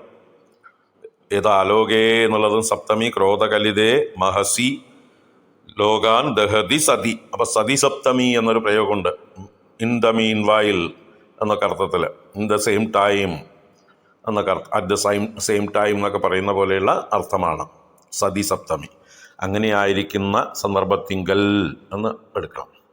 അപ്പോൾ ലോകാൻ ദഹതി സതി, ലോകങ്ങൾ ദഹിച്ചു കൊണ്ടിരിക്കുമ്പോൾ, ഇപ്പം ഭഗവാൻ ലോകങ്ങളെ ദഹിപ്പിക്കാനായിട്ട് ക്രോധകലിതനായി നോക്കുമ്പോൾ, ദയാർദ്രാ ദൃഷ്ടി ശിശിരം ഉപചാരം രചയതി. യാ ദയാർദ്രാ ദൃഷ്ടി, ഏതൊരു ദയാർദ്രമായിട്ടുള്ള ദൃഷ്ടിയാണോ. അപ്പോൾ ദേവിയുടെ ദൃഷ്ടിയെക്കുറിച്ചാണ് ഇവിടെ പറയുന്നത്. ഏതൊരു ദേവിയുടെ ദൃഷ്ടിയാണോ ദയാർദ്രമായിട്ടുള്ള ദൃഷ്ടി, അത് ശിശിരം ഉപചാരം രചയതി, തണുപ്പിക്കുന്നതായിട്ടുള്ള ഉപചാരത്തെ, ദേവിയുടെ ദൃഷ്ടി കൊണ്ട് ശീതോപചാരത്തെ ചെയ്യുകയാണ് ദേവി ഈ ലോകത്തിന്. അപ്പോൾ ഭഗവാൻ തൻ്റെ ക്രോധാഗ്നി കൊണ്ട്, പ്രളയാഗ്നി കൊണ്ട് ലോകങ്ങളെ മുഴുവൻ ദഹിപ്പിക്കാൻ ശ്രമിക്കുമ്പോൾ, ദേവി തൻ്റെ ദയാർദ്രമായിട്ടുള്ള കാരുണ്യവർഷം പെയ്യുന്ന ആ ദൃഷ്ടി കൊണ്ട് ലോകങ്ങളെ മുഴുവൻ ശീതോപചാരം ചെയ്ത് തണുപ്പിക്കുന്നു എന്ന് പറയുകയാണ്. അപ്പോൾ ഒരാൾ നിവൃത്തി സ്വരൂപനായി ലോകത്തെ പ്രളയത്തിനായി കൊണ്ട് ശ്രമിക്കുമ്പോൾ, മറ്റൊരാൾ ദേവി പ്രവൃത്തി സ്വരൂപിണിയായിരുന്നു കൊണ്ട് ലോകത്തെ നിലനിർത്താനായി കൊണ്ടുള്ളതായിട്ടുള്ള അനുഗ്രഹം ചെയ്യുന്നു. അപ്പോൾ ദേവിയുടെ സാന്നിധ്യം കൊണ്ടാണ്, ദേവിയുടെ അനുഗ്രഹം കൊണ്ടാണ് ഈ ലോകം നിലനിൽക്കുന്നത് എന്ന് താല്പര്യം. എങ്ങനെയാണോ ഒരു നല്ല കടുത്ത വേനൽക്കാലം കഴിഞ്ഞ് നല്ലൊരു മഴക്കാലം വരുന്നത്, അതുപോലെയാണ് രണ്ടും കൂടി ഇരിക്കുന്നത്. ഇപ്പോൾ ഭഗവാൻ നല്ല ചൂടിലിരിക്കണു, ഭഗവാൻ ലോകത്തെ മുഴുവൻ ദഹിപ്പിക്കുന്ന മാതിരി ഇരിക്കണു, ഒരു വേനൽ പോലെ നിൽക്കുമ്പോൾ ദേവിയാകട്ടെ നല്ല മഴക്കാലം പോലെ. ഈ ലോകത്ത് രണ്ടും മാറി മാറി വരുന്നുണ്ട് അല്ലേ? നല്ല ചുട്ടു പൊള്ളുന്ന 45 ഡിഗ്രി 50 ഡിഗ്രി ഉള്ള ചൂടുള്ളതായിട്ടുള്ള വെയിലും വരുന്നു, അത് കഴിയുമ്പോഴേക്കും ഉടനെ പിന്നാലെ വരണു നല്ല മഴ. അപ്പോൾ ദേവിയുടെ അനുഗ്രഹമാണ് ഈ മഴ, ഭഗവാന്റെ ക്രോധമാണ് ഈ വേനൽ എന്നൊക്കെ നമുക്ക് ഭാവന ചെയ്യാം. അപ്പോൾ അത് ഏറ്റവും കൂടുതൽ വർദ്ധിക്കുന്ന കാലമാണ് ആ പ്രളയം സംഭവിക്കുന്നത്. സാധാരണ രീതിയിൽ ഭഗവാന്റെ ക്രോധത്തെയൊക്കെ ദേവി തൻ്റെ ശിശിരോപചാരം കൊണ്ട്, ദയാർദ്ര ദൃഷ്ടി കൊണ്ട് ശമിപ്പിക്കുന്നു എന്നർത്ഥം. അപ്പോൾ ആ ദയാർദ്രമായിട്ടുള്ള ദൃഷ്ടി ദേവിയുടെ ദൃഷ്ടിയാകുന്നു. ഭഗവാൻ ലോകങ്ങളെ ദഹിപ്പിക്കുമ്പോൾ ദേവി കാരുണ്യം കൊണ്ട് ലോകങ്ങളെ അനുഗ്രഹിക്കുന്നു, ലോകങ്ങളെ ശിശിരോപചാരം ചെയ്ത് ശീതോപചാരം ചെയ്ത് നിലനിർത്തുന്നു. അപ്പോൾ ഒരാൾ നിവൃത്തിയിലേക്ക് പ്രവർത്തിക്കുമ്പോൾ മറ്റൊരാൾ പ്രവൃത്തി ചെയ്യുന്നു ലോകങ്ങളെ നിലനിർത്താനായിക്കൊണ്ട്.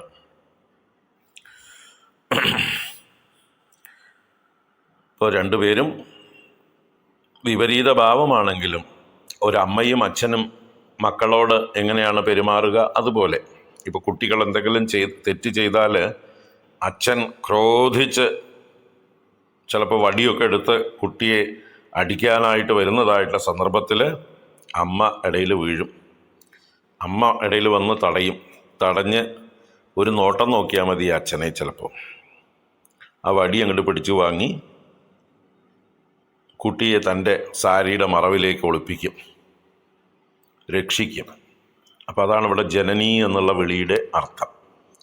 ഈ ലോകങ്ങളെ മുഴുവൻ രക്ഷിക്കുന്ന അമ്മയാണ്, അല്ലെങ്കിൽ ഈ ലോകങ്ങളൊക്കെ ഭഗവാന്റെ സംഹാര ദൃഷ്ടിയുടെ മുമ്പിൽ പ്രളയ അഗ്നിയായി എല്ലാം ജ്വലിച്ച് കത്തിപ്പോയിട്ടുണ്ടാവാം കാലസ്വരൂപനായിട്ടുള്ള കാലാഗ്നി രുദ്രൻ്റെ മുമ്പിൽ. പക്ഷെ ദേവി എല്ലാറ്റിനെയും ശീതോപചാരം ചെയ്ത് വീണ്ടും ജീവിപ്പിക്കുന്നു, നിലനിർത്തുന്നു. അങ്ങനെയുള്ള കാരുണ്യ സ്വരൂപിണിയാണ് ദേവി ഇവിടെ സ്വാധിഷ്ഠാന ചക്രത്തിൽ എന്ന് ധ്യാനിക്കുക, എന്ന് ചിന്തിക്കുക. വളരെ മനോഹരമായിട്ടുള്ള ഒരു ഉപാസനാ ധ്യാനം. 2 ചക്രങ്ങൾ കൂടിയുണ്ട് താഴോട്ട്, മണിപൂരകവും മൂലാധാരവും. അതും കൂടി കഴിയുമ്പോഴാണ് സൗന്ദര്യലഹരിയിലേക്ക് പ്രവേശിക്കുക. തടിത്വന്തം ശക്ത്യാ തിമിരപരിപന്ധിസ്ഫുരണയാ സ്ഫുരന്നാനാരത്നാഭരണപരിണദ്ദേന്ദ്രധനുഷം തവ ശ്യാമം മേഘം കമപി മണിപൂരൈകശരണം നിഷേവേ വർഷന്തം ഹരമിഹിരതപ്തം ത്രിഭുവനം. സൗന്ദര്യലഹരിയിലെ 40-ാം ശ്ലോകമാണ് ഇപ്പോൾ പാരായണം ചെയ്തത്. കഴിഞ്ഞ 4 ശ്ലോകങ്ങളിൽ ആജ്ഞാചക്രം മുതൽക്ക് താഴോട്ട് വിശുദ്ധി, അനാഹതം, സ്വാധിഷ്ഠാനം മുതലായ 4 ചക്രങ്ങളിൽ വച്ചിട്ടുള്ള പാർവതീ പരമേശ്വരന്മാരുടെ ദമ്പതി രൂപമായിരിക്കുന്ന, അല്ലെങ്കിൽ ശിവശക്തി ഐക്യരൂപമായിരിക്കുന്ന ഉപാസനാ സമ്പ്രദായങ്ങളെക്കുറിച്ചും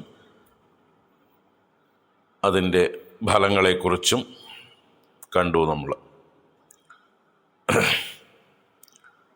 ഇവിടെ ഈ ശ്ലോകം സ്വാധിഷ്ഠാനത്തിനും താഴെയുള്ളതായിട്ടുള്ള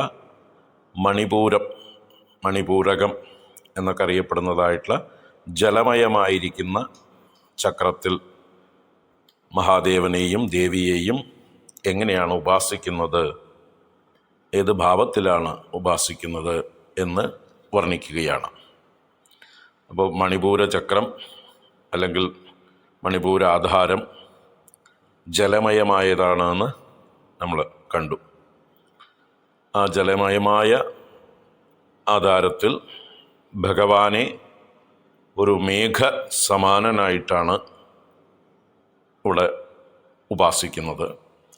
ദേവിയെ ആ മേഘത്തോട് ചേർന്നിരിക്കുന്ന മിന്നൽ കൊടിയായും വർണ്ണിച്ചിരിക്കുന്നു. അപ്പോൾ മിന്നൽ കൊടിയോടുകൂടിയ മേഘമായി ഭഗവാനെ ധ്യാനിക്കുന്നു എന്നാണ് ഇതിൽ പറയുന്നത്. നോക്കാം നമുക്ക്. തടിത്വന്തം ശക്ത്യാ തിമിരപരിപന്ധിസ്ഫുരണയാ സ്ഫുരന്നാനാരത്നാഭരണ പരിണദ്ധേന്ദ്രധനുഷം തവ ശ്യാമം മേഘം കമപി മണിപൂരൈക ശരണം നിഷേവേ. അവിടെ നിഷേവേ എന്ന് പറഞ്ഞാൽ നിതരാം സേവനം ചെയ്യുന്നു. നിതരാം സേവേതി നിഷേവേ, ഞാൻ നന്നായി സേവിക്കുന്നു എന്നാണ്. അഹം നിഷേവേ, ഞാൻ ഭജിക്കുന്നു, ഞാൻ ധ്യാനിക്കുന്നു, ഞാൻ സേവിക്കുന്നു എന്നൊക്കെയാണ് അർത്ഥം. അപ്പോൾ ഇവിടെ തവ മണിപൂരൈക ശരണം എന്ന് മൂന്നാമത്തെ വരിയിലാണ് പറയണത്. എവിടെയാണ് മണിപൂരൈക ശരണം? തവ എന്നുള്ളത് ദേവിയെ കുണ്ടലിനി സ്വരൂപിണിയായിരിക്കുന്ന, സമയാചാര തൽപരയായിരിക്കുന്ന, സമയസ്വരൂപിണിയായിരിക്കുന്ന ആ ദേവിയുടെ മണിപൂരൈക ശരണം.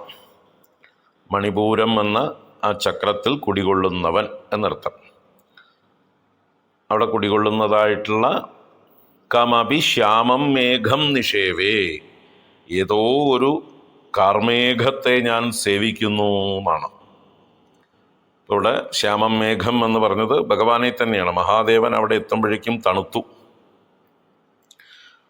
സ്വാധിഷ്ഠാനത്തിൽ അഗ്നി സ്വരൂപനായി, പ്രളയകാല അഗ്നിയായി, കാലാഗ്നി രുദ്രനായിട്ടാണ് ഭഗവാനെ കണ്ടതെങ്കിലും ദേവിയുടെ ആ ശിശിര ഉപചാരം എന്ന് പറഞ്ഞില്ലേ കഴിഞ്ഞ ശ്ലോകത്തിൽ, ദയാർദ്രമായ ദേവിയുടെ ദൃഷ്ടി കൊണ്ട് ശിശിരോപചാരം ചെയ്യുന്നു, ശീതോപചാരം ചെയ്യുന്നു എന്ന് പറഞ്ഞു.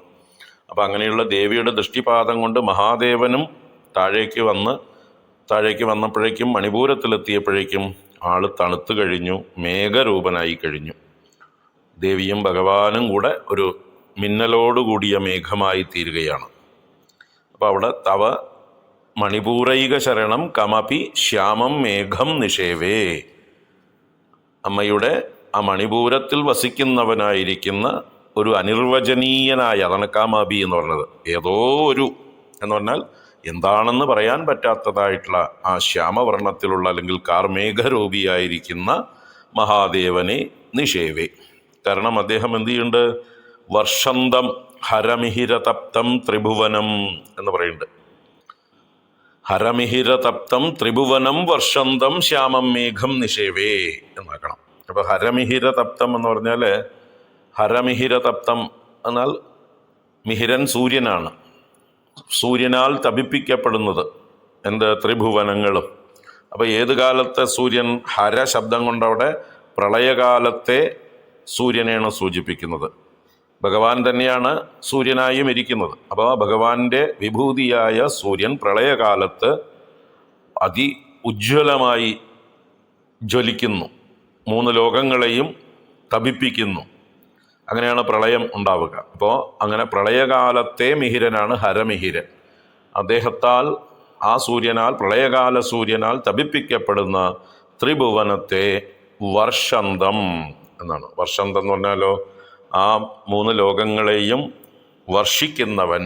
അപ്പം മേഘരൂപത്തിൽ 3 ലോകങ്ങളെയും മഴ പെയ്ത് അനുഗ്രഹിക്കുകയാണ്, തണുപ്പിക്കുകയാണ്. അപ്പം 3 ലോകങ്ങളും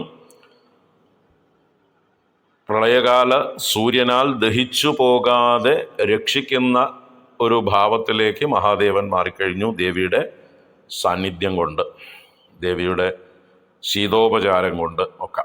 അപ്പോൾ ദേവി ഭഗവാനെ പ്രവൃത്തിപരനായി കൊണ്ടുവന്നു താഴേക്ക് വരുമ്പോഴേക്കും എന്നർത്ഥമാണ്. നിവൃത്തി നിരതനായിരുന്ന മഹാദേവനെ ദേവിയുടെ സാന്നിധ്യവും ദേവിയുടെ പരിലാളനയും കടാക്ഷവും എല്ലാം കൊണ്ട് ദേവിയുമായി ഐക്യം പ്രാപിച്ചു ഭഗവാൻ. ദേവിയുടെ പ്രവൃത്തി എന്താണോ അതിനനുകൂലമായി തീർന്നു. അങ്ങനെ ദേവിയാണ് ഈ ലോകത്തെ രക്ഷിക്കുന്നത്. അപ്പോൾ ഭഗവാനും മേഘമായി ഈ ലോകത്തെ പ്രളയത്തിൽ ദഹിച്ചു പോകാതെ വർഷമായി, മഴയായി രക്ഷിക്കുന്നു. അതാണ് ഹരമിഹിരതപ്തം ത്രിഭുവനം വർഷന്തം കമപി ശ്യാമം മേഘം നിഷേവേ. മണിപൂരൈക ശരണം. ആ മണിപൂരത്തിൽ വസിക്കുന്ന ആ മേഘത്തെ ഞാൻ സേവിക്കുന്നു എന്നാണ്. ഇനി ആ മേഘത്തെ വിശേഷിപ്പിക്കുന്നതാണ് മുകളിൽ പറഞ്ഞതായിട്ടുള്ള 2 വരിയും. അതാണ് തടിത്വന്തം എന്ന് പറഞ്ഞു. ആ തടിത്വന്തം എന്നുള്ളതും മേഘത്തിൻ്റെ വിശേഷണമാണ്. തടിത്ത് എന്ന് പറഞ്ഞാൽ മിന്നൽ എന്നാണ്. തടിത്വാൻ എന്ന് പ്രഥമ പുല്ലിംഗം, മിന്നലോട് കൂടിയവൻ എന്നർത്ഥം. അപ്പോൾ മേഘം എന്നുള്ളത് ദ്വിതീയ വിഭക്തി ആയതുകൊണ്ട് തടിത്വന്തം എന്ന് ദ്വിതീയയിൽ വിശേഷണം പ്രയോഗിച്ചു. മിന്നലോട് കൂടിയവനായ മേഘത്തെ എന്നായി. അപ്പോൾ ഏതാണ് ഇവിടുത്തെ മിന്നൽ? തിമിര പരിപന്തി സ്ഫുരണയാ ശക്തിയാ തടിത്വന്തം. തിമിര പരിപന്തി സ്ഫുരണയാ ശക്തിയ. ഇവിടെ ശക്തി എന്നത് ദേവിയെ സൂചിപ്പിക്കുന്നതാണ്. അപ്പോൾ ശക്തി എങ്ങനെയുള്ളതാണ്? തിമിരത്തിന് പരിപന്തി. തിമിരമെന്നാൽ ഇരുട്ടാണ്. ആ ഇരുട്ടിൻ്റെ ശത്രു. പരിപന്തി എന്നാൽ ശത്രു എന്നാണ് അർത്ഥം. അപ്പോൾ തിമിരത്തിൻ്റെ ശത്രുവായ സ്ഫുരിക്കുന്ന ശക്തി, പ്രകാശപൂർണമായ ശക്തി. അപ്പം ഈ മണിപൂര ചക്രം കുറച്ച് ഇരുണ്ടതാണ്. അവിടെ ഇരുട്ട് കൂടുതലാണ്, തമിശ്രമാണ്. തമിശ്രമയമായൊരു ആധാരചക്രമാണ് മണിപൂര ചക്രം. അവിടെയുള്ള ഇരുട്ടിനെ ഈ മിന്നൽ കൊടി പോലെയുള്ളതായിട്ടുള്ള ദേവി പ്രകാശിപ്പിക്കുന്നു. അതാണ് തിമിര പരിപന്തി സ്ഫുരണയാ ശക്തിയാ തടിത്വന്തം. അപ്പോൾ ഈ ശക്തിയെ തന്നെ തടിത്വ അഥവാ മിന്നലോട് ഉപമിച്ചിരിക്കുകയാണ്. മിന്നലുണ്ടാവുമ്പോൾ പ്രകാശം ഉണ്ടാവും, വെളിച്ചം ഉണ്ടാവും, അല്ലേ? എല്ലാം പ്രകാശിക്കും. അപ്പോൾ എത്ര കാർമേഘം കൊണ്ട് ഇരുട്ട് കുത്തി മഴ പെയ്യണമെങ്കിലും ഒരു മിന്നലുണ്ടാകുമ്പോൾ നമുക്ക് എല്ലാം നല്ലോണം തെളിഞ്ഞു കാണാം. അപ്പം അതുപോലെ ദേവി ഈ മണിപൂരത്തിലെ ആ തമിശ്രത്തെ അഥവാ തമസ്സിനെ, ഇരുട്ടിനെ, തിമിരത്തെ മുഴുവൻ നശിപ്പിക്കുന്ന പരിപന്തിയാണ്, ഇരുട്ടിൻ്റെ ശത്രുവാണ്. അങ്ങനെയുള്ള ശക്തിയാ തടിത്തന്തം മേഘം. മാത്രമല്ല ഇനി ആ മേഘത്തിന് മറ്റൊരു വിശേഷണം കൂടി 2ാമത്തെ വരിയിൽ പറഞ്ഞു. ആ 2ാമത്തെ വരി ഒറ്റ പദമാണ്. സ്ഫുരൻ നാനാരത്നാഭരണ പരിണദ്ധേന്ദ്രധനുഷം. അപ്പോൾ ഈ മേഘത്തിൽ ഇന്ദ്രധനുസ്സുമുണ്ട്. ഇന്ദ്രധനുസ് എന്ന് പറഞ്ഞാൽ മഴവില്ലിനെ പറയുന്നതാണ്. ഇന്ദ്രധനുസ് മഴവില്ലാണ്. അപ്പോൾ 7 വർണ്ണങ്ങളോടുകൂടി ഒരു വില്ലാണത്. ആ വില്ലിൽ ഞാനില്ലാത്ത വില്ലാണ് ഇന്ദ്രധനുസ്. ഞാൻ കെട്ടിയിട്ടില്ല. അജ്യം എന്നാ പറയുക. അജ്യം എന്ന് പറഞ്ഞാൽ ജ്യാ ഇല്ലാത്തത് ആണ് ഇന്ദ്രധനുസ്. അപ്പോൾ സ്ഫുരൻ നാനാരത്നാഭരണ പരിണദ്ധേന്ദ്രധനുഷം. ഭഗവാന്റെയും ഭഗവതിയുടെയും ശരീരത്തിൽ സ്ഫുരിക്കുന്നതായിട്ടുള്ള നാനാരത്നാഭരണങ്ങൾ തന്നെയാണ് ഇവിടെ ഇന്ദ്രധനുസ്സായി പരിണമിച്ചിരിക്കുന്നത്, അല്ലെങ്കിൽ വിരചിക്കപ്പെട്ടിരിക്കുന്നത്. അപ്പോൾ 2 പേരുടെയും ശരീരത്തിലുള്ള രത്നാഭരണങ്ങൾ മിന്നുന്നത്, പല വർണ്ണങ്ങളിൽ തിളങ്ങുന്നത് ഒരു മഴവില്ല് പോലെ തോന്നുന്നു. അപ്പോൾ ഈ മണിപൂരക ചക്രത്തിൽ ഭഗവാൻ മേഘസ്വരൂപനായും ഭഗവതി മിന്നൽ കൊടിയായും 2 പേരുടെയും ആഭരണങ്ങൾ ചേർന്ന് ഒരു ഇന്ദ്രധനുസ്സിൻ്റെ പ്രതീതിയും ജനിപ്പിക്കുന്നു. അങ്ങനെയുള്ള രീതിയിലാണ് ഇവിടുത്തെ മണിപൂര ചക്രത്തിലുള്ള ധ്യാനം. അപ്പോൾ ആ ഭഗവാൻ ഈ പ്രളയകാലത്ത് പ്രളയസൂര്യനാൽ ദഹിപ്പിക്കപ്പെടുന്നതായിട്ടുള്ള 3 ലോകങ്ങളെയും അനുഗ്രഹവർഷം ചെയ്ത് രക്ഷിക്കുന്നു. അങ്ങനെ പ്രപഞ്ചത്തിന് അനുകൂലമായ ഒരു ഭാവത്തെ മേഘമായി മാറിയിരിക്കുന്നു, മേഘഭാവത്തിൽ മാറിയിരിക്കുന്നു ഭഗവാൻ ആ ദേവിയുടെ സാന്നിധ്യം കൊണ്ട് എന്നാണ് ഇവിടെ പറഞ്ഞതിൻ്റെ താല്പര്യം. അപ്പോൾ 2 പേരും കൂടെ ലോകത്തെ പ്രവർത്തിപ്പിക്കുന്നു, ലോകത്തെ രക്ഷിക്കുന്നു, ലോകത്തെ പോഷിപ്പിക്കുന്നു എന്നൊക്കെ താല്പര്യം. ഒന്നുകൂടെ വായിച്ചു നോക്കാം, എന്തെങ്കിലും വിട്ടിട്ടുണ്ടോ നോക്കാം.